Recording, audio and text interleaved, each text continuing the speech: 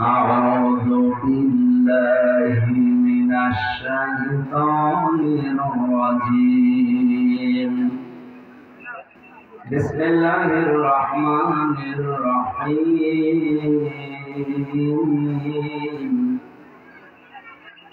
يا بني آدم قد أنزلنا عليكم لباسا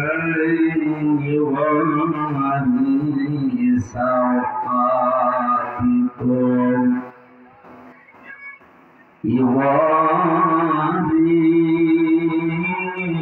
سوآتكم وريشا ولباس التقوى ذلك خير ذلك من آيات الله لعلهم يذكرون صدقت يا ربنا. عن عبد الله بن مسعود رضي الله تعالى عنه قال قال النبي صلى الله عليه وسلم من تمسك بسنتي عند فساد أمتي فله أجر 100 شهيد. رواه ابن ماجه. وقال تعالى في شان حبيبي وما زادهم إلا إيمانا وتسليما.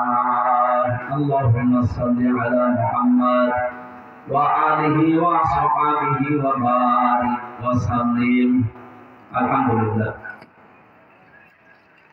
বাংলাদেশের ঐতিহ্যবাহী জেলা দিনাজপুর রাঙ্গের বন্দর এতিমখানা ও হাফিজিয়া মাদ্রাসার উদ্যোগে 44তম ঐতিহাসিক তাফসীরুল কোরআন মাহফিল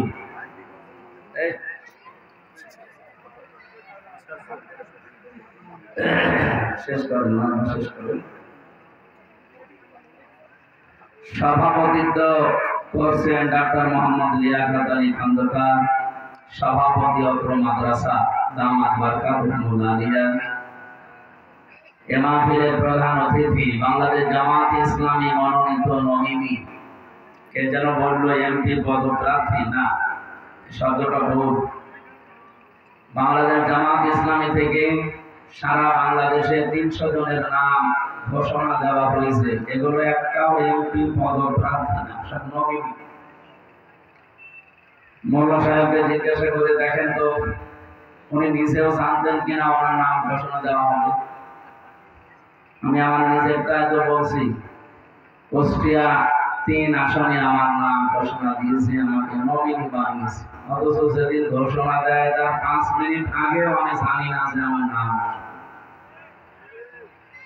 এটাই বাংলাদেশ জামাত ইসলামের মুআজিজা। আপনি চিন্তা করেন এই সংসার বিক্ষুব্ধ পৃথিবীতে, এই ফিতনার জামানা, মানুষ অনেকে পাগল হয়ে যায় এই পথ পাওয়ার জন্য। অথচ আমি লক্ষ্য করে দেখেছি এই সারা বাংলাদেশে যাদেরই নাম ঘোষণা হয় সঙ্গে সঙ্গে তারা কান্নায় ভেঙে পড়ে। অথচ 73টা দল আছে এই দেশে।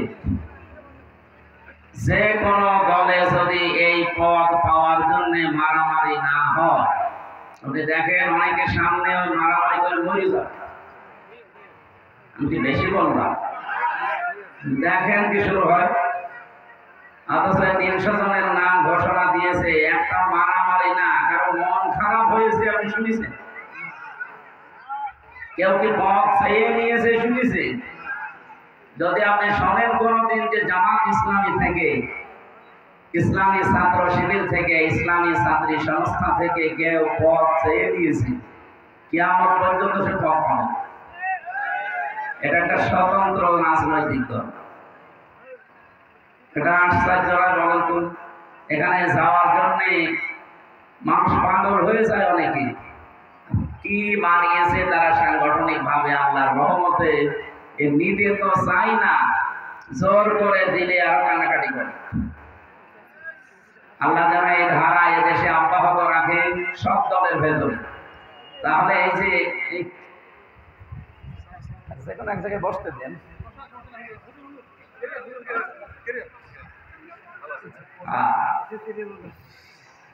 আমাদের এখানে যারা আলোচনা রাখলেন, যেহেতু উনি প্রধান অতিথি, বাংলাদেশ জামাত ইসলামী মনোনীত এই আসনের জন্য নবীনী, আল্লাহ রাব্বুল আলামিন তার এই গোলামকে সফলতার স্বর্ণ শিখরে যেন পৌঁছিয়ে দেন। উনি যে উপজেলা চেয়ারম্যান ছিল, আপনারা আজ পর্যন্ত পেয়েছেন যে উনি একটা টাকা দুর্নীতি করেছে? আপনাদের তো এ সেবায় অন্তত প্রমাণ দেওয়া দরকার না। সুতরাং দল, মত, জাতি, বর্ণ, ধর্ম নির্বিশেষে আশা করছি আপনারা সমর্থন জানাবেন, কারণ উনি প্রমাণিত একজন মানুষ যে ওনার দ্বারা দুর্নীতি হয়নি, সামনে হবেও না ইনশাআল্লাহ। আর উনি করতে পারবে না, তার পেছনে ক্যামেরা ফিট করা আছে বাংলাদেশ জামাত ইসলাম। আপনি জানেন আমির জামাত জানিয়েছেন এই দেশ থেকে, বাংলাদেশ থেকে জামাত ইসলামের পক্ষ থেকে কেউ যদি এমপি হয়, মন্ত্রী হয়, ওর 5 বছরে একটা টাকা বাড়বে না, যা আছে আরো কমে যাবে। আমার মনে হয় অন্য কোন দলের লোক যদি ঘোষণা দেয়, ওই দল থেকে কেউ এমপি দাঁড়াবে, বলবো ঝামেলা করে আমার দরকার নেই। কিন্তু আমরা এটাকে শুধুমাত্র নির্বাচন মনে করি না, আল্লাহর কসম এটা আমরা ইবাদত মনে করি। বদরের ময়দান আমরা দেখিনি, বদরের ময়দানে ছেলের বিরুদ্ধে বাবা দাঁড়িয়েছিল, আবু বকরের বিরুদ্ধে তার সন্তান আব্দুর রহমান দাঁড়ায়নি? এক কথা বলেন না কেন? এমনকি স্বামীর বিরুদ্ধে স্ত্রী দাঁড়িয়েছিল। আমার তো মনে হচ্ছে সামনে যে ময়দান আসতেছে এটা একটা বদরের ময়দানের মতো। এই ময়দানেও দেখবেন অনেক ছেলে তার বাবার বিরুদ্ধে দাঁড়িয়ে যাবে, অনেক স্ত্রী তার স্বামীর বিরুদ্ধে চলে যাবে। কারণ লা তাআতা লিমাখলুকিন ইল্লা বিমাসিয়াতিল খালিক। এই পৃথিবীতে আল্লাহ রাসূলের অবাধ্য হয় এমন কোন কাজে স্বামী বলেন, বাবা বলেন, ভাই বলেন, পৃথিবীর কারো হুকুম মানা জায়েজ নেই। বাংলাদেশে যেহেতু একটা মেরুকরণ অলরেডি হয়ে গেছে, এদেশে এখন হয় আল্লাহর দল না শয়তানের দল, নাকি এর চাইতে বেশি কিছু আছে? নেই। লা তাজিদু কওমান ইউমিনুনা বিল্লাহি ওয়াল ইয়াউমিল আখির ইউআদ্দুনা মান হাদ্দাল্লাহা ওয়া রাসূলাহু ওয়ালাউ কানু আবাহুম আও আবনাহুম আও ইখওয়ানাহুম আও আশীরাতাহুম উলাইকা কাতাবা ফি কুলুবিহিমুল ঈমানা ওয়া আইয়াদাহুম বিরূহিন মিন। সূরা হাশরের শেষের দিকে আয়াতটা, সূরা মুজাদালার শেষের দিকে আয়াতটা আছে। আমার তো মনে হচ্ছে কেবল মাত্র আল্লাহ আয়াতটা নাযিল করলো। লা তাজিদু, হ্যাঁ নবী আপনি দেখতে পাবেন না কওমান, এমন ব্যক্তিকে, এমন জাতিকে যারা আল্লাহ রাসূলের প্রতি, কিয়ামতের প্রতি বিশ্বাস করে, ইয়াওয়াদুনা মান হাদ্দাল্লাহা ওয়া রাসূলাহু, যারা অবাধ্য হয়ে যায় আল্লাহ এবং রাসূলের, এমন মানুষ যদি তার বাবা হয়, দাদা হয়, ভাই হয়, স্ত্রী হয়, রব্বুল আলামিন বলেন জীবনেও তারা আল্লাহ রাসূল কিয়ামতে বিশ্বাসী মানুষকে আপনি এদের প্রতি ভালোবাসায় আসক্ত পাবেন না। কারণ কি, উলাইকা কাতাবা ফি কুলুবিহিমুল ঈমান, এদের অন্তরের ভেতরে আল্লাহ ঈমানকে বদ্ধমূল করে দিয়েছেন। ওয়া আইয়াদাহুম বিরূহিন মিন, রূহের দ্বারা, তার মানে এখানে ফেরেশতা জিবরাইলের একটা শক্তির কথা জানানো হয়েছে। এর দ্বারা মানুষগুলোকে শক্তিশালী করা হয়েছে। বদরের ময়দানে যেমন করা হয়েছিল, সন্তান অস্ত্র ধরেছে বাবার বিরুদ্ধে, স্বামী অস্ত্র ধরেছে স্ত্রীর বিরুদ্ধে, অথচ তারা এক বাড়িতে থাকে। যুদ্ধ শেষ হয়ে যাওয়ার পর বাড়িতে গেলেন সিদ্দিক আকবর হযরতে আবু বকর রাদিয়াল্লাহু তাআলা আনহুর সন্তান, ডাক দিয়ে বললেন, বাবা যুদ্ধের ময়দানে কিন্তু 3 বার আপনাকে আমি দেখতে পেয়েছিলাম। আপনি আমার বাবা, এই জন্য আমি কিছু বলি নাই। অন্য কেউ হলে তাকে আমি শুনি হত্যা করতাম। হযরত আবু বকর খাবার খাচ্ছিলেন, থালাটা সামনের দিকে সরিয়ে দিয়ে বললেন, সন্তান, আমি তোমাকে ভালোবাসি ঠিক, তুমি তো 3 বার আমাকে দেখার পর কিছু বলো নাই। আমি যদি একবার তোমাকে দেখতে পেতাম, আল্লাহর কসম দ্বিখণ্ড করে ফেলতাম। আপনি একটু মন থেকে বলেন তো, সেরকম ময়দান সামনে একটা আসতেছে না? এদেশে এখন হয় ইসলাম না অন ইসলাম, এর মাঝে আর কিছু নেই। আপনি দোদুল্যমান অবস্থায় থাকতে পারবেন না, হয় ইসলামের পক্ষে থাকবেন না বিপক্ষে থাকবেন। সামনে কিন্তু এই অবস্থায় দাঁড়াবে, এই দেশে হয় ইসলাম থাকবে না শয়তান থাকবে। কিন্তু আমি আশ্চর্য, অনেক ইমাম, অনেক খতিব, অনেক আলেম পর্যন্ত এখনো বলছেন, যদি ইসলাম এবার না আসে, মোল্লার পেছনে এত সময় দিলাম, যদি ইসলাম না আসে তাহলে আবার ইমামতি থাকবে তো? আপনি ইমামতি নিয়ে আসেন, আর আপনার কেন এমন মনে হয় যে এবার ইসলাম আসবে না? কোন সন্তান যদি মাইক হাতে নিয়ে এলাকার মানুষকে বলে যে আমার বাবার সম্পদ আমি পাই কি না পাই আমার সন্দেহ লাগছে, ওটা কি পাগল না মাথা খারাপ? এলাকার মানুষ বলবে না যে তোর বাবার সম্পদ উত্তরাধিকারী সূত্রে তুই পাবি না? এলাকার মানুষ ভাবে 92 ভাগ মুসলমানের মানুষ এই দেশে আমরা বাস করছি, আর এই দেশে এবার ইসলাম কায়েম হবে না, আপনার বিশ্বাস হয়? আমার তো এবার 100 ভাগ মন ডেকে বলছে অবস্থা যা দাঁড়িয়েছে। আমি শুধু দিনাজপুরে না, বাংলাদেশের 630টা থানা কম বেশি যাচ্ছি, সারা দেশে এখন একটা রব উঠে পড়েছে, এদেশে এখন ইসলাম সংসদে যাবে। মাজলুমের দোয়া যেহেতু কবুল হয় আমরা বিশ্বাস করি না? ইত্তাকি দাওয়াতাল মাজলুম ফাইন্নাহা লাইসা বাইনাহা ওয়া বাইনাল্লাহি হিজাব। মুসলিম শরীফের হাদিস। নবীজি বলেন, বেঁচে থাকবা মাজলুমের বরদোয়া থেকে, কারণ মাজলুম আর আল্লাহর ভেতরে কোনো পর্দা থাকে না, হিজাব থাকে না। বলেন তো আপনি, এই যে 3টা বছর আমি জেলখানায় বিনা কারণে ফাঁসির কন্ডেম সেলের ভেতরে ছিলাম, মাজলুম ছিলাম না জালেম ছিলাম? শয়তানকে জিজ্ঞাসা করলে বলবে যে আপনি মাজলুম। এই কথা বলেন না কেন? আমি নিজে যদি নাও বলি, আপনি যদি একটা কানা কেউ জিজ্ঞাসা করেন যে আমি হাজার 3টা বছর বিনা কারণে, শুধু জেলে না, আমার ফাঁসির কন্ডেম সেলের ভেতরে রেখে দিয়েছিল, যোগাযোগ বিচ্ছিন্ন, এমনকি খাবার দাবার ভালো হতো না, খাবার দিলে শুধু তেল দিত, ডাল রান্না করেছে তেঁতুল দেবে, সবজি রান্না করেছে তেঁতুল দেবে, এটা সেখানে নিয়ম আছে। তারপর আমাদের আর মামুনুল হক একটু বেশি দিন, তেঁতুল দিলে খাবার খাওয়া যায় পুরুষ মানুষ। চিকিৎসা বিজ্ঞানের একটা তথ্য আছে, এটা দিলে যৌবন নষ্ট হয়ে যায়। 3 বছর একাধারে এইটা খাওয়াইছে।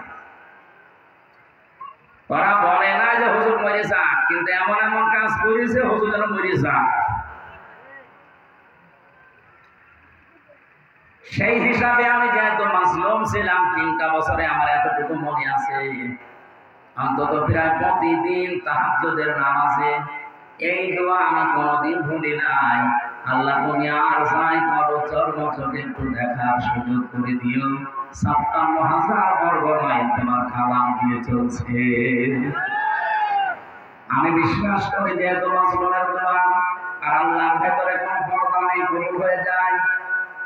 আমি আশা করছি আগামীতে দোয়া কবুল হওয়ার সম্ভাবনা 100 ভাগ দেখা যাচ্ছে। ডাকসু এবং চাকসু আজকের রিপোর্ট দিয়েছে, 25 জনের ভেতরে 21 জন শিবিরের চাকসুতে বিজয় অলরেডি হয়ে গেছে।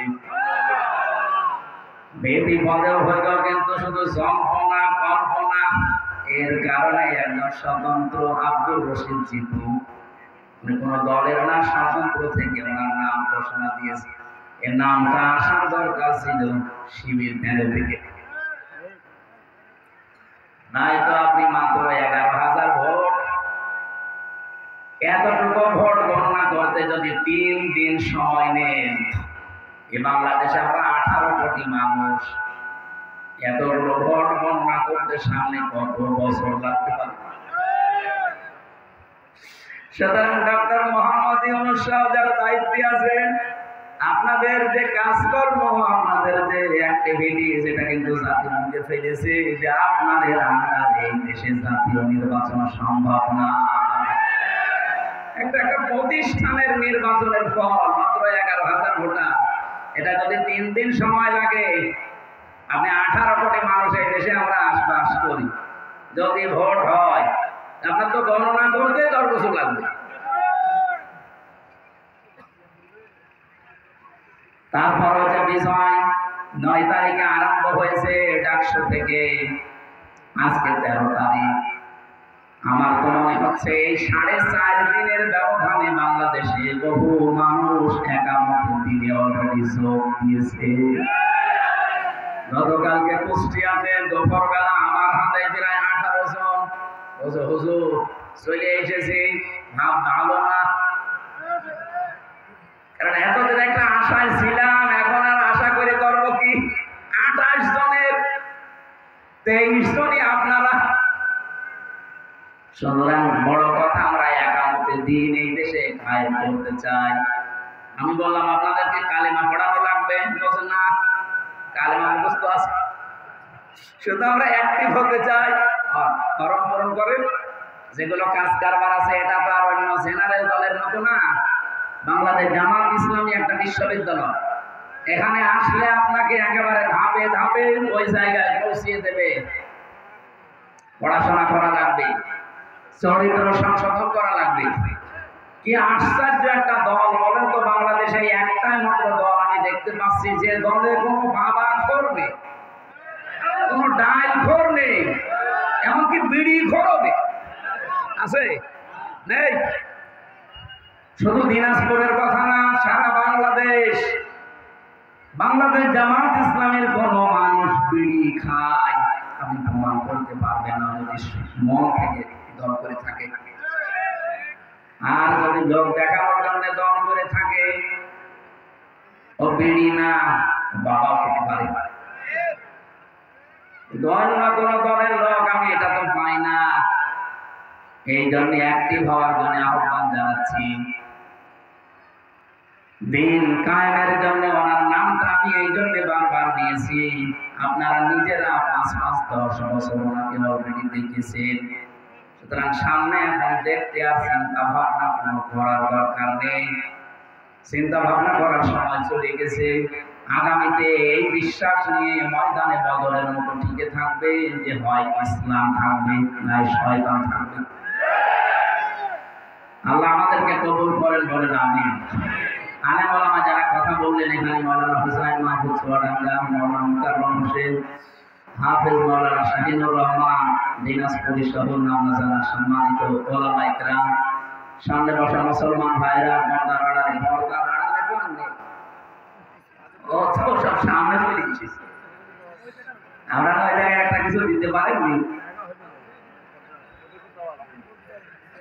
সম্মানিতা মা এবং ভগ্নীগণ, প্রশাসনের ভাইরা এসেছে আপনাদের এই রানীর বন্দর থানা না সিরির বন্দর থানার অফিসার ইনচার্জ এসেছে আমাদের ভাই, আমাদের দায়িত্বশীল এবং প্রশাসনে যারা এই শৃঙ্খলায় নিয়োজিত হয়ে বসে আছেন, বিভিন্ন জায়গায় দায়িত্বে আছেন, আপনাদের জন্য একটা সুসংবাদ আমিরে জামাতের পক্ষ থেকে আমি বলছি। আগামীতে যদি ইসলাম চান, আপনারা যে 8 ঘন্টা ডিউটির পরে আরো ডিউটি করেন, কিন্তু টাকা দেওয়া হয় না, এটা একটা বৈষম্য প্রশাসনের উপর।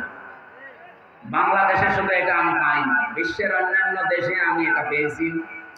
বাংলাদেশেও এটা চালু করা দরকার যে 8 ঘন্টার উপরে যদি সে পুলিশ হোক, মিডিয়ার হোক আর অন্য কেউ হোক, যারা দায়িত্ব পালন করবে তাদের ওই কয় ঘন্টা ওভারটাইম হিসাবে মাসের শেষে বেতন দেওয়া।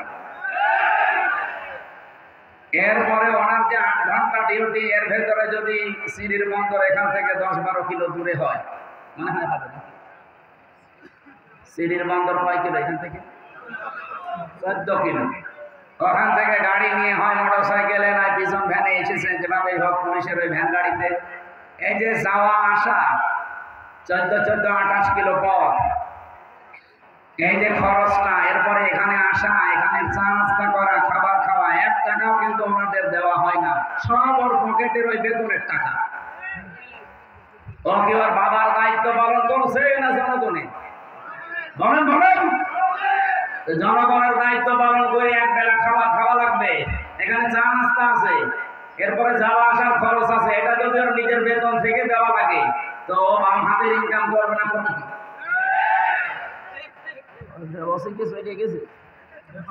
আরে ভাই কি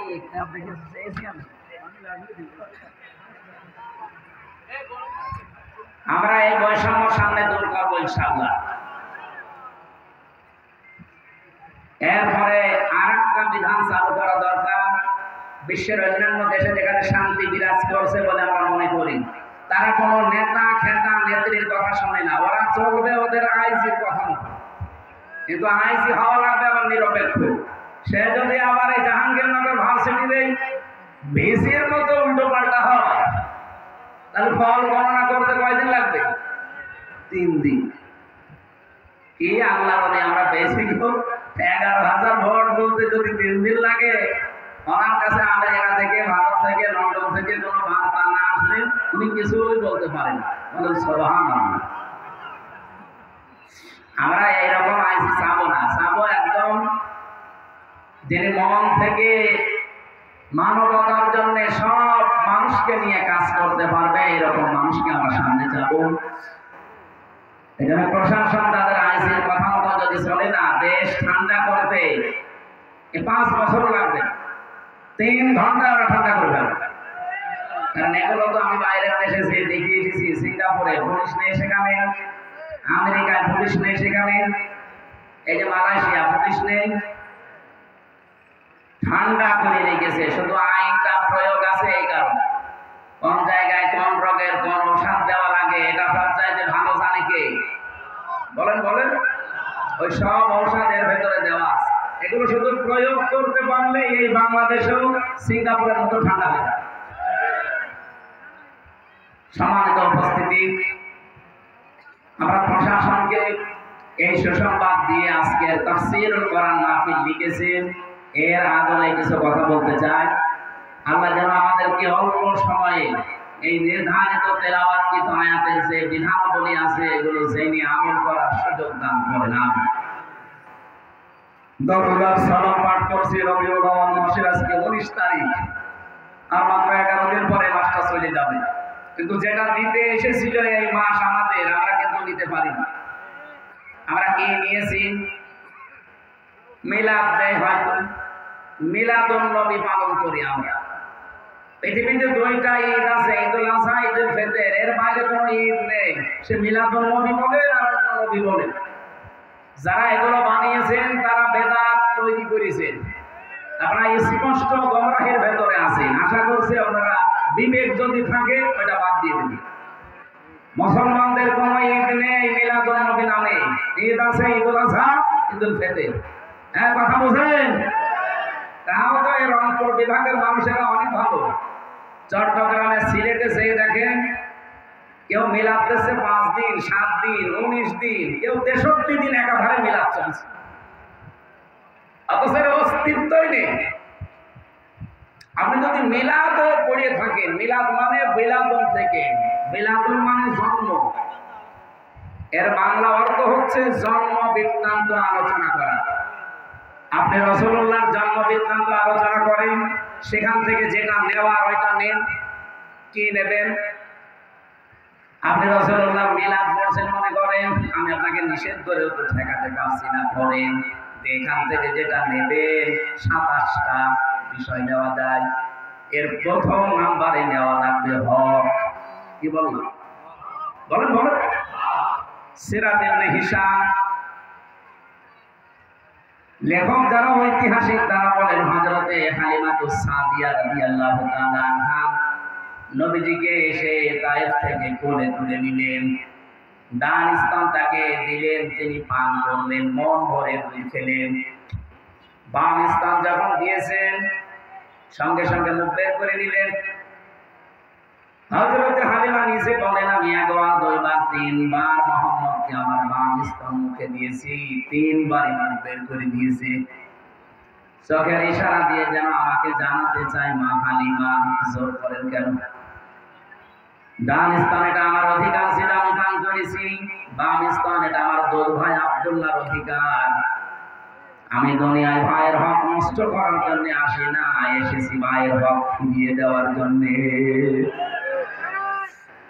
দিনাজপুরবাসী, যেই নবী মায়ের কোলে বসে ভাইয়ের হক নষ্ট করে না, ফিরিয়ে দেয়, সেই নবীর উম্মত আমরা।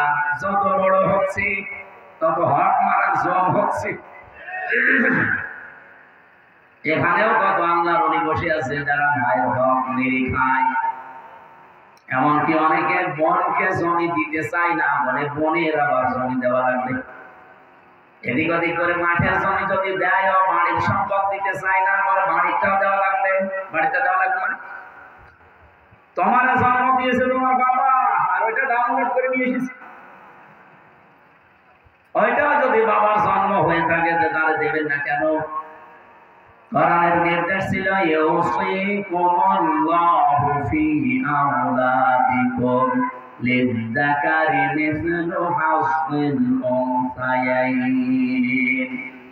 আমি আল্লাহ তোমাদেরকে উপদেশ দিলাম, নসিহত করলাম, আদেশ করলাম এইটা, যে এক ছেলে সম্পদের যা পাবে, দুই মেয়ে তাই পাবে। এখানে কি মাঠের সম্পদ পাবে, বাড়ির সম্পদ পাবে না, এমন কথা আছে? সুতরাং যারা শরীক মেরে খান, শরীককে ফাঁকি দেন, আমার মনে হয় এই ওয়াজ এলাকায় না করাই ভালো। এই এলাকায় তো সব নেই, আছে? যদি কেউ এরকম করে থাকেন, আপনাকে আমি সতর্ক বাণী শোনাচ্ছি, ফেরত দিয়ে দেন, নয়তো ওই দিন থেকে আপনার ইবাদত কবুল বন্ধ হয়ে আছে। এমনকি যখন মারা যাবেন আপনি বেঈমান হয়ে মরবেন, ঈমান পাবেন না। এখানে হয়তো হাজারো মানুষ আছে, যারা লজ্জা পাচ্ছেন, হাত তুলবেন না। কিয়ামতের দিন আপনার কপালে লেখা থাকবে যে আপনি শরীক ফাঁকি দিয়েছেন। বলেন নাউযুবিল্লাহ। কোন পাপীকে তার পাপ সম্পর্কে আল্লাহ কিয়ামতে জিজ্ঞাসা করবে না। ইয়ারাফুল মুজরিমুনা বিসীমাহুম ফায়ুখাযু বিন নাওয়াসি ওয়াল আকদাম। জবান খুলে বলেন, ফাবিআইয়ি আলাই রাব্বিকুমা তুকাযযিবান। কিয়ামতের দিন পাপিষ্ঠ যারা, তাদের চুল ধরে আর কদম ধরে আল্লাহ টান দিয়ে জাহান্নামে নিয়ে যাবেন। কোন পাপীকে আল্লাহ জিজ্ঞাসা করবে না এই পাপ করেছিলি না, তার 3.5 হাত বডির ভেতরে ওই পাপের চিহ্ন আল্লাহ ফুটিয়ে তুলবেন। মানুষের বিচার আর আল্লাহর বিচারের ভেতরে পার্থক্য এইটাই। জজ সাহেব আমার সম্পর্কে কিছু জানে না, আমাকে জিজ্ঞাসা না করলে। বিচারক যিনি আছে আমাকে কিন্তু 3 বছরই মাঝে মাঝে আদালতে নিয়ে জিজ্ঞাসা করেছিল, এটা করেছেন, এটা করেছেন। যতগুলো কাজ আমারে জিজ্ঞাসা করেছে সব আমি অস্বীকার করেছি, কারণ আমি একটাও জানি না। আমার প্রথম মামলা ছিল, আমি নাকি আনসারুল্লাহ বাংলা টিমের প্রধান। ও সাতাশে কি আমি আজ পর্যন্ত জানি না। উনি আমার বিচার করেছে 3 বছর ধরে, অথচ আমাকে জিজ্ঞাসা করা ছাড়া উনি কিছুই জানে না। মহান আল্লাহ বলেন, কিয়ামতের দিন আমি কাউকে কিছু জিজ্ঞাসা করব না। ওর এই কপাল থেকে শুরু করে পা পর্যন্ত পুরা শরীরের ভেতরে ফুটিয়ে তুলব ওই গুনাহটা। যে সেই ধরনের অপরাধ দুনিয়ায় করেছে, আল্লাহ তাকে ওই ধরনের চিহ্ন দেবে। আয়াতের তাফসীর পড়তে গিয়ে আমি 10 রকমের আকৃতির কথা পেয়েছি। কোন মানুষ যদি পৃথিবীতে মানুষের সম্পদ মেরে খায়, আত্মসাৎ করে, ফাঁকি দিয়ে খায়, জোর করে, এমনকি চাঁদাবাজি করে, এটা মনে হয় বলা ঠিক হলো না? দিনাজপুরেও চাঁদাবাজি আছে।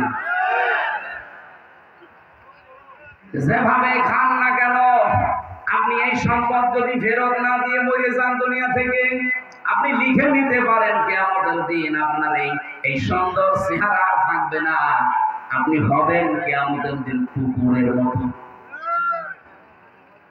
কুকুরের স্বভাব কি? দুইটা কুকুরকে আপনি খাবার দেন, পাশাপাশি দিয়ে রাখবেন, একটাকে যা দিয়েছেন মরণ পর্যন্ত খেলেও পড়াবে না, এত খাবার ওর কাছে আছে। এরপরেও দেখবেন অন্যটায় হামলা দেয়। এরকম স্বভাব বাংলাদেশে নেই। নিজের যা আল্লাহ দিয়েছে ও যদি সারা জীবন বসে বসে খায় তাও পড়ানোর কথা না, এরপরেও দেখবেন চেয়ার পেলে শুধু চাঁদাবাজি করে। আপনি অন্যের সম্পদ যে নিজের দখলে নিয়ে নিলেন, কি হয়েছে আপনি জানেন? এদিকে তাকান, খুব গুরুত্বপূর্ণ বিষয়। কি হয়েছে আপনি এবার শোনেন। আবু যার রাদিয়াল্লাহু তাআলা আনহু قال النبي صلى الله عليه وسلم من ادعى ما ليس له فليس منا وليتبوأ مقعده من النار رواه মুসলিম। নবীজি বলেন, যে জিনিস তোমার না ওই জিনিস যদি নিজের দখলে নিয়ে নাও, আবার বলছি, যেই জিনিস তোমার না ওইটা যদি নিজের দখলে নিয়ে নাও, সে যেভাবেই হোক, চুরি করে হোক, ডাকাতি করে হোক, প্রতারণা করে হোক, ছিনতাই করে হোক, চাঁদাবাজি করে হোক, যেভাবেই হোক যদি নিজের দখলে নিয়ে নাও, ওই দিন থেকে দুইটা শাস্তি তোমার জন্য নির্ধারিত। এক নম্বরে ফালাইসা মিন্না, ওই দিন থেকে তুমি আমার উম্মত থেকে খারিজ হয়ে গেছো। আমার তো মনে হয় বাংলাদেশে আগস্টের 5 তারিখের পর থেকে এই সেপ্টেম্বরের 13 তারিখ পর্যন্ত এই 1 বছর, এই 1.5 মাসের ভেতরে বহু মানুষ নবীর উম্মত থেকে বের হয়ে গেছে। এ জেলায় হয়তো কম, আমাদের কুষ্টিয়া বেশি। অনেকেই যা পেয়েছে বাবা শাহজালাল সব হালাল। 2 নাম্বারটা আর একটু কঠিন, ওয়ালিয়াতাবাওয়া মাকাদাহু মিনান নার।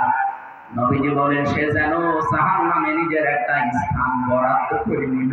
বলেন নাউজুবিল্লাহ। হাদিসের ইবারত পড়লে, ব্যাখ্যা পড়লে আমার কাছে ভয় হয়, বাংলাদেশে বহু মানুষ অলরেডি এই হাদিসের ভেতরে পড়ে গেছে। এবার আমি টিকা বলছি হাদিসের, এই দিকে তাকান।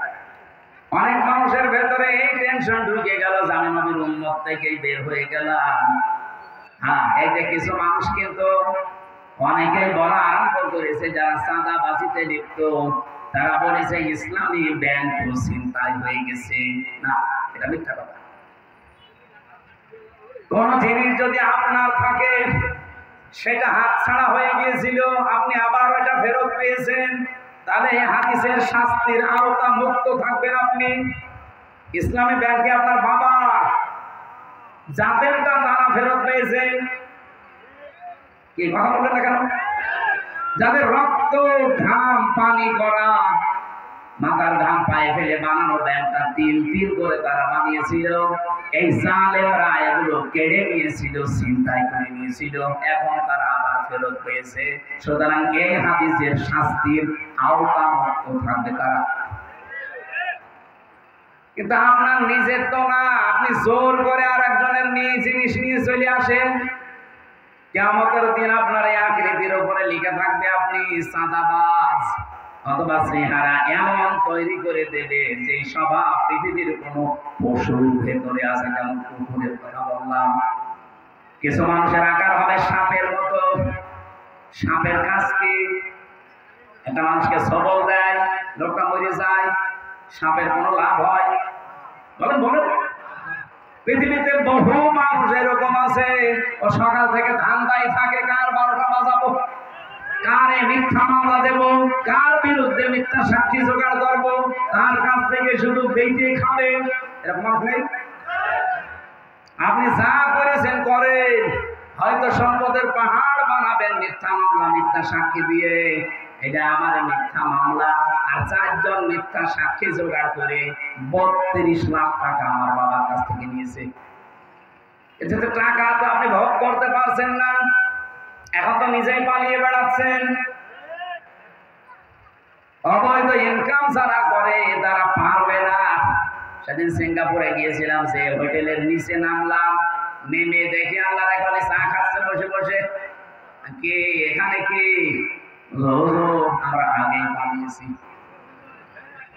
3 তারিখে দেখলাম ভাব ভালো না, ওই রাতেই টিকিট কেটে চলে এসেছি। কেন আপনি হোটেলে আছেন এতদিন? কোথায় থাকবো? আপনার না 620টা বাড়ি। নাম শোনেনি লোকটার? ভূমি মন্ত্রী ছিল। 620টা বাড়ি তার। এই বাংলাদেশ আর বিশ্বের অন্যান্য দেশ মিলে আল জাজিরা রিপোর্ট দিয়েছে 620টা বাড়ি তার। মালয়েশিয়া গিয়েছিলাম, ওর বাড়ি আছে ওখানে সাহেব পাড়া, কানাডায় আছে বেগম পাড়া, সিঙ্গাপুরে ফ্ল্যাট আছে, থাকতে পারে না, সবগুলো তালাবদ্ধ, থাকে হোটেলে। এখানে থাকেন কেন? 20 লাখ বাঙালি আছে মালয়েশিয়া। বাংলাদেশ থেকে আমি এসেছি, চুরি করে আসি, যদি আমারে দেখে পিটিয়ে ভগবান থাকবে। এখানে আপনি আমার জন্য দোয়া করেন। আমি মুখের উপরে বললাম যে আপনার জন্য দোয়া আসবে। আপনাদের আমি তো দোয়া করবো, আপনি কি করেছেন যে আপনাদের আমি দোয়া আসবে? আমার বাবার একটা বাড়ি কুষ্টিয়াতে, তাই আমি থাকতে সময় পাইনি। বছরের প্রায় 6 মাস থাকে রাস্তায়, 3 মাস থাকে বাইরের দেশে, মাত্র 3 মাস বাড়ি থাকা হয়।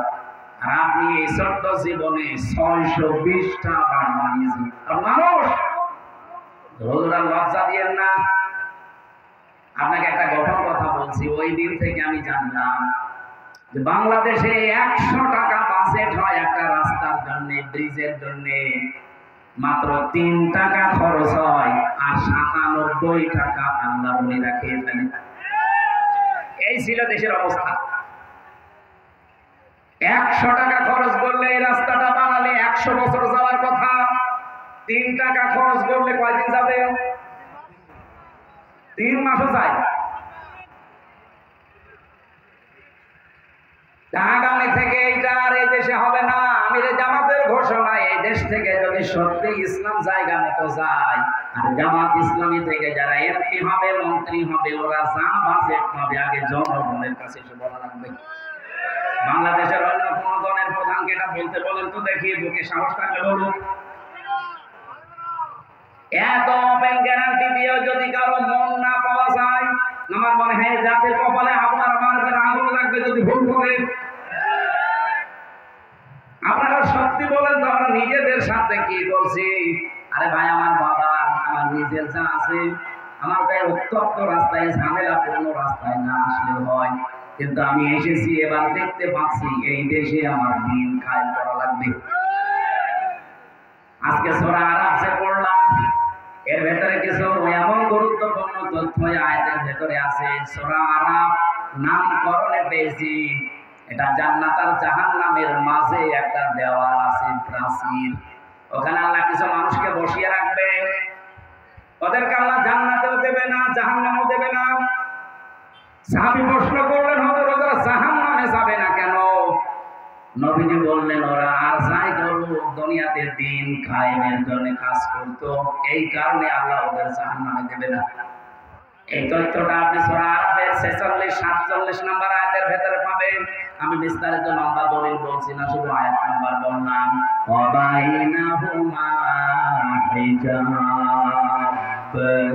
ওয়া আলাল আরাফি রিজালুন ইয়ারিফুনা কুল্লাম বিসীমাহুম ইলা আয়াত। বাড়ি যায় একটু আয়াতের তাফসীরটা দেখে নেবে, তাহলে নামকরণ ক্লিয়ার হয়ে যাবে। আমার এখানে শিক্ষা হচ্ছে, আপনি যদি ইসলামী আন্দোলন দুনিয়ায় করেন, দিন কায়েমের জন্য যদি চেষ্টা করেন, রংপুর বিভাগের মানুষেরা কান খাড়া করে শুনে জাহান্নামে যাওয়া লাগবে না। আপনি জান্নাত পাবেন না, এটা ঠিক আছে, কিন্তু আপনাকে জাহান্নামে যাওয়া লাগবে না। প্রশ্ন আসতে পারে, জান্নাতেও যদি যেতে না পারি তাহলে ওখানে দাঁড়িয়ে থেকে করবো কি? আমি বলছি আপনাকে জাহান্নামে তো অন্তত যাওয়া লাগছে না। আপনি জানেন জাহান্নামের শাস্তি 1 সেকেন্ডও সহ্য করার মতো না।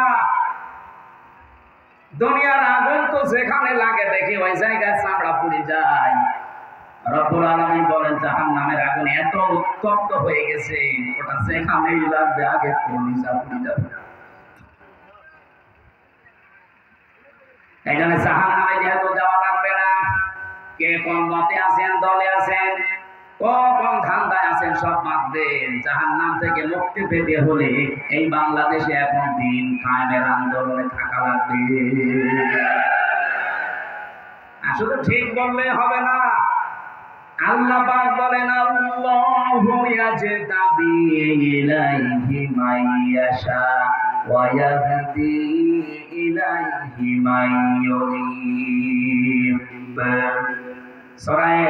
সূরা 13 নম্বর আয়াতের শেষের অংশ এটা। আমি আল্লাহ যাকে নির্বাচিত করি, পছন্দ করি, মনোনীত করি, আমি যাকে ভালোবাসি, আল্লাহ পাক বলেন যে লোকটা মন থেকে আমার দিকে ফিরে আসতে চায়, এই মানুষটাকে আমি দিন কায়েমের জন্য নির্বাচিত করে কাজে লাগিয়ে দেই। এই বাংলাদেশে এখন 18 কোটি মানুষ, আমরা মাত্র 7 কোটি 20 লাখ।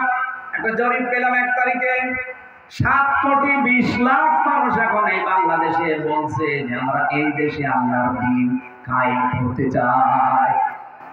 এই আয়াত অনুযায়ী এই 7 কোটি 20 লাখ মানুষকে আল্লাহ অলরেডি নির্বাচিত করে ফেলেছে, পছন্দ করেছে, মনোনীত করেছে। এই জন্য তাদের একামতের দিনের কাজে আল্লাহ লাগিয়ে দিয়েছে।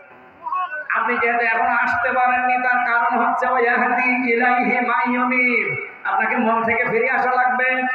মন থেকে ফিরে আসেন, আপনাকে দিয়ে আল্লাহ এই ময়দানে কাজ করাবে।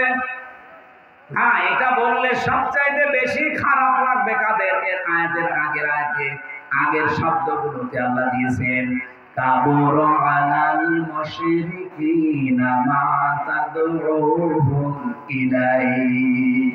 হেলাবে আপনি দিন কায়েমের জন্য ডাক দিচ্ছেন মানুষকে, এই কথা শুনলে সবচাইতে বেশি রাগ হবে, মন খারাপ করবে, আপনাকে মারতে আসবে, রেগে যাবে ওই মানুষগুলো কারা?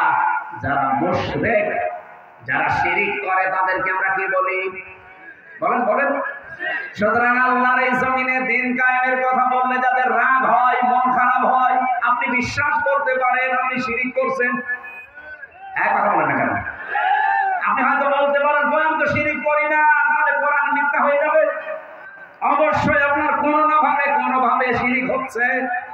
আপনি একটু আবিষ্কার করেন যে আপনার দ্বারা শিরিক হচ্ছে।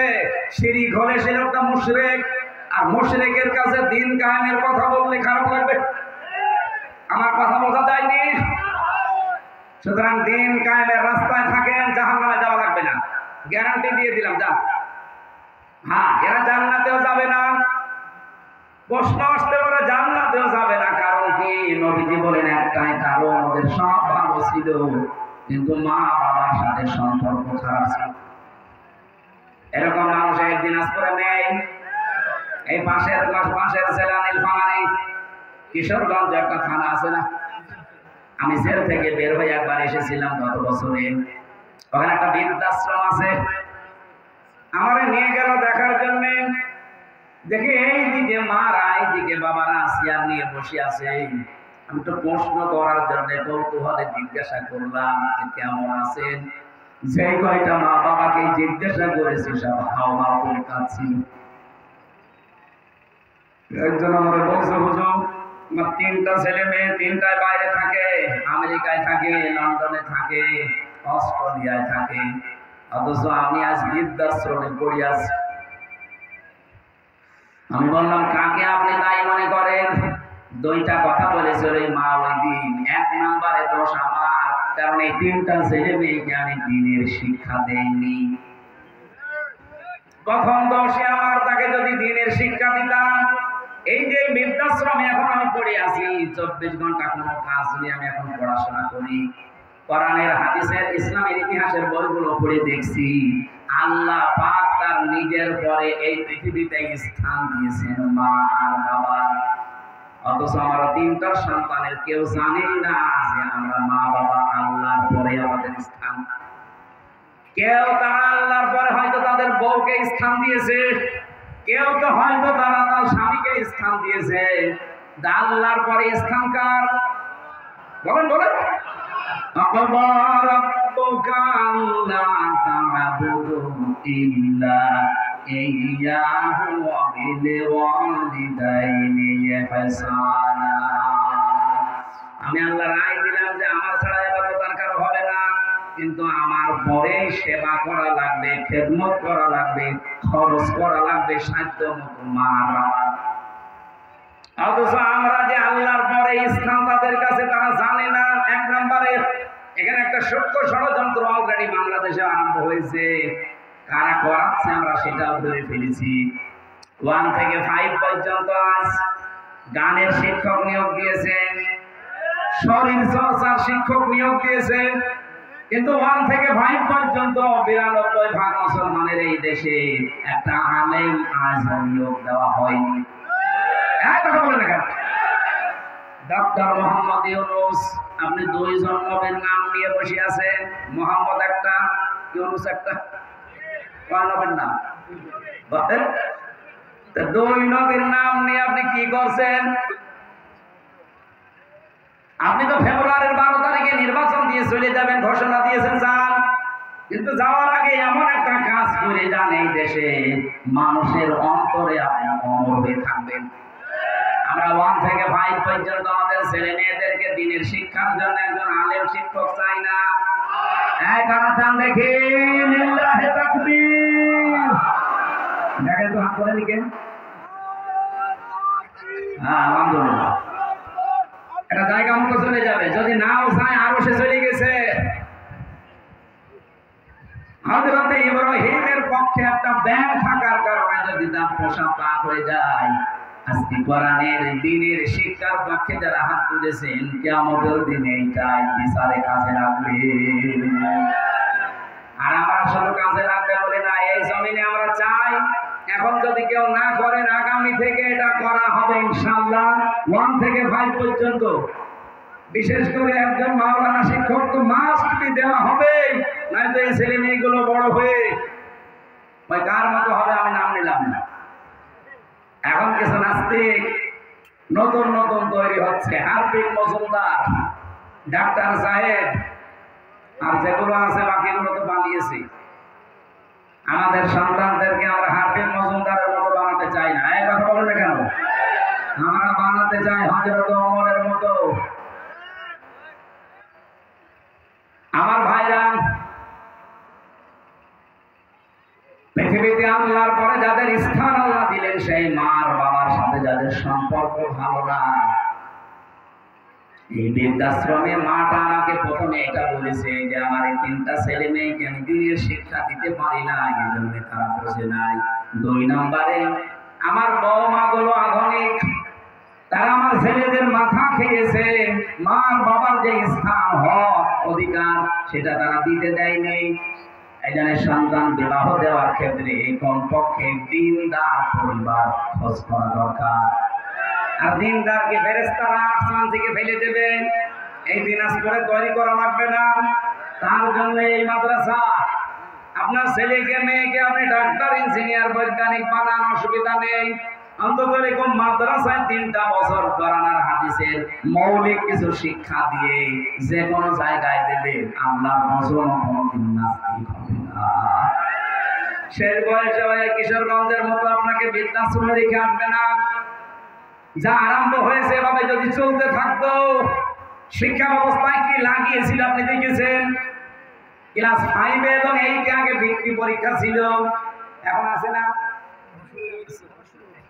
আছে, আগেও ছিল, কিন্তু ওই প্রথমে আমরা যখন 5 8 আমি বৃত্তি পরীক্ষা দিয়ে ওই সময় 100 মার্কের কোরআন হাদিস ছিল। মাঝখানে 15.5 বছরে এই জালেমরা এসে এটা তুলে দিয়েছিল। ওই দাদাদের প্রেসক্রিপশন অনুযায়ী এখন থেকে আবার চালু হয়েছে। আমরা আশা করি এটা যেন বন্ধ না হয়। আর এবার যদি আল্লাহ দয়া করে ইসলামকে এদের হাতে তুলে দেয়, 5 বছর লাগবে না, 3 বছরে এই দেশটাকে আমরা দাঁড় করিয়ে ফেলবো ইনশাআল্লাহ। খালি দুর্নীতিটা বন্ধ হোক আর খাদ্যে ভেজাল বন্ধ করে এদেশ এমনি দাঁড়িয়ে যাবে। মালয়েশিয়া 2004 সাল থেকে 25 সালে 21 বছরে তারা দাঁড়িয়ে গেছে। সিঙ্গাপুর 2001 সাল থেকে শুরু করে 25 সাল 24 বছরে তারা দাঁড়িয়ে গেছে আজ বিশ্বের মানচিত্রে। আর আমরা 54 বছরও দাঁড়াতে পারি নাই, শুধু এই নেতাদের কারণে। এই জন্য নেতা নির্বাচন এবার ভোট করবেন, ভোট করলে নিজের কপালে নিজে আগুন লাগাবেন। সাহাবী বললেন, হুজুর ওরা জান্নাতে যাচ্ছে না, কারণ শুধু মা বাবা বলে হ্যাঁ। এই জন্য আমরা নিজেরা সাবধান থাকি। অনেক স্ত্রীর কারণে হয়তো আমরা বাস্তবে মা বাবার খেদমত এবং তাদের হক 100% আদায় করতে পারি না। এরকম ডাইনি স্ত্রী দেশে নেই। তার বউ এরকম হাত তোলেন তো, এই এলাকায় নেই। সম্মানিত মা বোনেরা, শুধু নামাজ পড়া, রোজা রাখা, কালো বোরকা পরা ইবাদত না, শাশুড়িকে নিজের মায়ের মতো মনে করা ইবাদত। 100 ভাগের 98 ভাগ মহিলা এটা পারেও না, করেও না। এক কথা বলে না কেন? কি হয়েছে আপনার বলেন তো দেখি? আপনার স্বামী তার মা বাবার জন্য সাধ্য মতো খরচ করে, তার বোনের জন্য, ভাইয়ের জন্য রক্তের সম্পর্ক ঠিক রাখে। আপনার বাবার বাড়ি থেকে সম্পদ এনে দিচ্ছে, কোন কারণে আপনি বাধা দেন বলেন? এমসির কথা বলতে গেলে কিছু মহিলার মন পাওয়া যায় না, তারা গালি দেয় আর বলে হুজুর যেন মরে। আমি তো মরবো, আপনিও মরছেন। আশা করছেন নিজেকে পাল্টান, কয়দিন থাকবেন? আর 100 বছর পরে তো এখানে থাকতে পারবেন না, ঠিক মাটির নিচে যাওয়া লাগবে। আপনার কারণে আপনার স্বামী মা বাবার সাথে সম্পর্ক ঠিক রাখতে পারে না, তার আপন বোন, আপন ভাইয়ের সাথে রক্তের সম্পর্ক শুধু আপনার ছোট বোনের কারণে। আমি কি বেশি বললাম? এরকম বউ দেশে নেই। মেয়েদেরা তো লজ্জা দেওয়ার পরে ওদের লজ্জা হয় না, লজ্জা হবে কি করে? লজ্জা তো নেই। এই জন্য আল্লাহ লজ্জা নাযিল করেছেন। রব্বুল আলামিন বলেন, ইয়া বানি আদম কদ আনজালনা আলাইকুম লিবাসা। হে বনি আদম সন্তান, নারী হোক আর পুরুষ হোক, সবাইয়ের ভেতরে আছে। এমনকি শুধু মুসলমানকে বনি আদম বলা হয় না, পৃথিবীতে যত ধর্মের মানুষ আছে সবাই আল্লাহর কাছে বনি আদম। কথা বলেন কেন? সুতরাং অন্য ধর্মের মানুষও যদি আশপাশে থাকেন, আপনাদের জন্য আজকের আয়াত শুধু যদি ইমানদার মুসলমানদের জন্য হতো, তাহলে ইয়া আইয়ুহাল্লাযীনা আমানু আল্লাহ বলতো। এখানে ইয়া বানি আদম, হে আদমের সন্তানেরা, কদ আনজালনা, অবশ্যই আমরা নাযিল করেছি, আলাইকুম, তোমাদের উপরে, লিবাসান, পোশাক। এরপরে ওয়ারিসাওয়াতিকুম, ওয়ারিসা, এটা দিয়ে যেন নিজের লজ্জা নিবারণ করতে পারো এবং সৌন্দর্য বৃদ্ধি করতে পারো। এখানে দুইটা অর্থ আছে। পোশাকের 1 নাম্বার কাজ হচ্ছে নিজের শরীরের যে অঙ্গ প্রত্যঙ্গ গুলো আছে এগুলো ঢেকে রাখা। 2 নম্বরে সৌন্দর্য বৃদ্ধি করা। এই সৌন্দর্য বৃদ্ধি করা একমাত্র পোশাক শুধুমাত্র স্ত্রী স্বামীর সামনে, স্বামী স্ত্রীর সামনে পড়বে। আর বাকি জায়গাগুলোতে আপনাদের এই শরীরকে ঢেকে রাখার জন্য আল্লাহ পোশাক দিয়েছেন। তার পোশাকের প্রথম কাজ লজ্জা নিবারণ করা।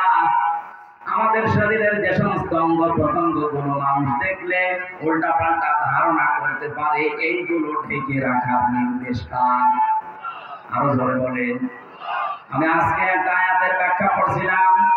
রব্বুল আলামিন বলেন, ইয়া আইয়ুহান নাবিয়্যু কুল লিআজওয়াজিকা ওয়া বানাতিকা ওয়া নিসাইল মুমিনিনা ইউদরিনা আলাইহিন্না মিন জালাবিবিহিন্না। আল্লাহ ডাক দিয়েছেন, হে নবী, আপনার স্ত্রীদেরকে, আপনার মেয়েদেরকে। নবীজির যেহেতু ছেলে ছিল না, বেঁচে ছিল না, ছেলেগুলো সব আগে বিদায় দিয়েছে, এজন্য মেয়েদের নাম দিয়েছেন। আপনার মেয়েদেরকে, আপনার স্ত্রীদেরকে। আর এই পৃথিবীতে যারা মুমিন বলে দাবি করে, এই মুমিনা মহিলাদেরকে আপনি বলেন, তারা যেন নিজের জেলবাব, তাদের যে পোশাকটা আছে এটা যেন টেনে দেয়। এখানে আমার আয়াতের মানে বিধানটা হচ্ছে, মেয়েরা প্রত্যেক প্রাপ্ত বয়স্কা মেয়ে এমন একটা পোশাক পরা দরকার। চাদর বলেন, জেলবাব বলেন, আর ওড়না বলেন, যাই বলেন, সেটা যেন নিজের মাথা থেকে শুরু করে অন্তত পা পর্যন্ত দেখে যায়। পা পর্যন্ত যদি আপনি বাঁধও দেন, অন্য কোনো পোশাক দিয়ে ঢাকেন, মাথা থেকে শুরু করে অন্তত পেট পর্যন্ত যেন ঢেকে রাখা যায়, এরকম একটা পোশাক পরা আপনাদের জন্য ফরজ। ওই জামানায় যারা পোশাক আশাক করতো, কোরআনে কারীম তাদের একটা নিয়ম দিয়েছে, ওয়াকারনা ফি বুয়ুতিকুন্না ওয়ালা তাবাররাজনা তাবাররুজাল জাহিলিয়াতিল উলা। সূরা আহজাবের 33 নম্বর আয়াতে আছে, আল্লাহ বলেন, হে পৃথিবীর মেয়ে লোকেরা, জাহিলি যুগের মেয়েদের মতো রূপ সৌন্দর্য প্রদর্শন করে রাস্তাঘাটে বের হবা না। এখানে তাবাররুজের ব্যাখ্যা করতে গিয়ে আমি খাসেনের ভেতরে পেয়েছি, তাফসীরে খাসেনে 3টা বিষয় দেওয়া আছে। কোন মহিলার ভেতরে যদি এই 3টা বিষয়ের একটা পাওয়া যায়, ও জান্নাতে পাওয়া দূরের কথা, জান্নাতের ঘ্রাণও পাবে না। তাবাররুজের 1 নাম্বার অর্থ হচ্ছে, মেয়েরা যখন রাস্তাঘাটে আসে তখন তাদের পোশাক হয়ে যায় 8-60। এই জন্য মেয়েদের চোস পায়জামা পরা যায় নেই, মেয়েদের পোশাক হওয়া লাগবে ঢিলা ঢালা। 2 নম্বরে, যখন রাস্তাঘাটে আসে তখন ওদের সাজগোজ বেড়ে যায়। আপনি সাজতে পারেন একজন বিবাহিত মহিলা শুধুমাত্র তার স্বামীর জন্য, এমনকি তার বাবাকে দেখাতে সাজাও মেয়েদের জন্য জায়েজ নেই। হযরত ফাতেমা একদিন সাজগোজ করে বাইরে যাচ্ছিল, হঠাৎ নবীজি বললেন, মা কোথায় যাও? কাছে বান্ধবীদের বাড়ি হয়ে দাঁড়াও। পৃথিবীতে যদি অন্য কাউকে সাজগোজ দেখাতে তুমি বেশি অ্যাক্টিভ হয়ে কাজ করো, তোমার স্বামী বাদ দিয়ে পৃথিবীর অন্য কোনো মানুষকে যদি সাজগোজ দেখাতে ব্যাকুল হয়ে পড়ো, ফাতেমা তোমাকে বলছি, জান্নাতের সাজ থেকে আল্লাহ তোমার বঞ্চিত করে দেবে। হযরতে ফাতেমা বলেন, একদিন শুধু বাবার কাছে শুনেছিলাম, জীবনে আর কোনোদিন আমার স্বামী হযরতে আলী ছাড়া আমি কারো ধর্মে আর সাজি নাই। মেয়েরা যারা এসেছেন তো ভালো করে খেয়াল করে রাখবেন, এটা তাবাররুজের 2য় অর্থ। আপনি সাজগোজ করবেন না তা না, করবেন কিন্তু স্বামীর জন্য। এখানে একটা মাসলা আছে, মেয়েরা বালেগা হয় সেই দিন থেকে, ওই দিন থেকে তাদের নামাজ রোজা ফরজ।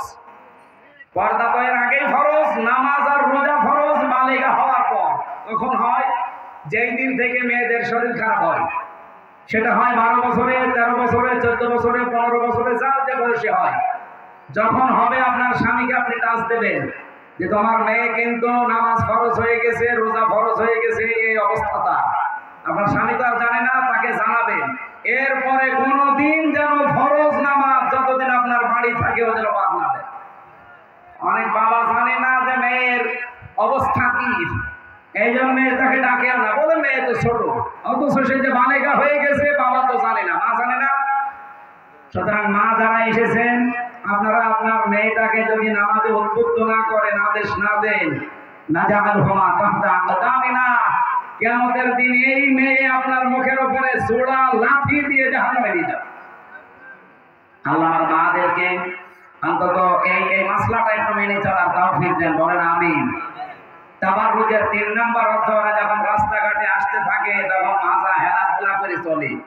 3টা বললাম অর্থ, বলেন তো আপনার ভেতরে কোনটা আছে? যদি একটা থাকে এই মুহূর্তেই নিজেকে পাল্টাবেন। সুতরাং পোশাক আশাক যেটা রিসা সৌন্দর্য বর্ধন করে, এটা শুধু স্বামীর কাছে খাস, বিছানার জন্য আপনার কাজ। আপনি যদি বিছানায় নাইট ড্রেস পরেন এমন যেটা দেখলে আপনার স্বামী সন্তুষ্ট হয়, পরারই দরকার নেই। কিন্তু এখন দেখি নাইট ড্রেস পরে অনেকে রাস্তাঘাটে চলে আসে। যেহেতু পোশাক দিয়েছে আল্লাহ আমাদের শরীরকে কভার করার জন্য, লজ্জা নিবারণ করার জন্য, পৃথিবীর সবচাইতে দামি পোশাক আমার আল্লাহর কাছে ওয়া লিবাসুত তাকওয়া, তাকওয়ার পোশাক, এটা সর্বোত্তম। প্রশ্ন আসতে পারে, তাকওয়ার আবার পোশাক কি? হ্যাঁ আছে। বাহ্যিক এই পোশাকের চাইতে সর্বোত্তম পোশাক যেহেতু তাকওয়া, আমরা ব্যাখ্যায় পড়তে গিয়ে দেখলাম তাকওয়া মানে সচেতন হওয়া, তাকওয়া মানে আল্লাহর বিধিবিধান যেখানে যেটা পাবে ওইটা ওইখানে মেনে চলার নাম তাকওয়া। তাকওয়া মানে দুনিয়াতে যে যে দায়িত্ব পাবে ওই দায়িত্বটা সুচারুরূপে আঞ্জাম দেওয়ার নাম হচ্ছে তাকওয়া। আপনার স্বামী বাইরে গেছে, আপনার দায়িত্ব আপনার সন্তানকে হেফাজতে রাখা, আপনার স্বামীর সম্পদ হেফাজতে রাখা। সবচাইতে বড় সম্পদ আপনার সতীত্বকে হেফাজত করা। এখন যদি আপনি এইগুলো না করেন, আপনার ভেতরে তাকওয়া নেই, যালিকা মিন আয়াতিল্লাহি লাআল্লাহুম ইয়াযাক্কারুন। নবীজি বলেন এগুলো আল্লাহর নিদর্শন। আল্লাহ বর্ণনা করেছেন এই কারণে আশা করা যায় তোমরা এই উপদেশগুলো গ্রহণ করবা। আমার একটা হাদিস তেলাওয়াত ছিল মুসলিম শরীফ ইবনে মাজাহ শরীফের। নবীজি বলেন আমার উম্মতের যখন দুরবস্থা চলবে, এই কঠিন অবস্থায় যদি একটা মরা সুন্নাতকে কেউ চিন্তা করতে পারে, তাহলে তার আমলনামায় 100 গড়া কাটা শহীদের সওয়াব দেওয়া হবে। আমার এই ছোট্ট মাথা দিয়ে আমি চিন্তা করেছিলাম, দেখি তো মরা সুন্নাত কোনটা। তুমি মাথায় দেওয়া সুন্নাত, কিন্তু মরা না, কেউ দেয় না। এই যে জুব্বা জামা গায়ে দিয়েছি, এটাও সুন্নাত, অনেকে পোশাকের সুন্নাত। ওই দেশে যেহেতু লম্বা জামার প্রচলন, এইটাও মেরে চাইনি, আমরা অনেকে দিয়েছি, অনেকে দেয়নি। খাবারের পরে মিষ্টি খাওয়া সুন্নাত, এটাও মরা না, কেউ খায় না। কথা বলে না, একটা সুন্নাত মরে গেছে। বিশ্বনবী 10 বছর এই কোরআন দিয়ে রাষ্ট্র চালিয়েছিলেন, ওই সুন্নাত বাংলাদেশে নেই। ওইটাকে ফেরেশতারা করবে, ওই সুন্নাত চিন্তা করা লাগবে না। এবার সুযোগ এসেছে ওই সুন্নাতটা চিন্তা করার। বাংলাদেশের 300 এমপির ভেতরে মোল্লা ভাই, আমির হামজা, এরকম 151 জন যদি এই কোরআন বুকে নিয়ে এবার সংসদে যেতে পারে, ওই সুন্নাত যদি এবার জারি হয়ে যায়, যারা এই সুন্নাতের পেছনে থাকবে 100 গলা কাটা শহীদের সওয়াব পাবে। আমি এই হাদিস এখন কেবল বানালাম, বলেন আপনি কোরআন হাদিস মানবেন না কি মানবেন সেদিকে জানতা। আশা করছি আপনি মেনে নেবেন। এই আয়াতের পরবর্তীতে যে কথাটা ছিল, ইয়া বানি আদম ইম্মা ইয়াতিয়ান্নাকুম,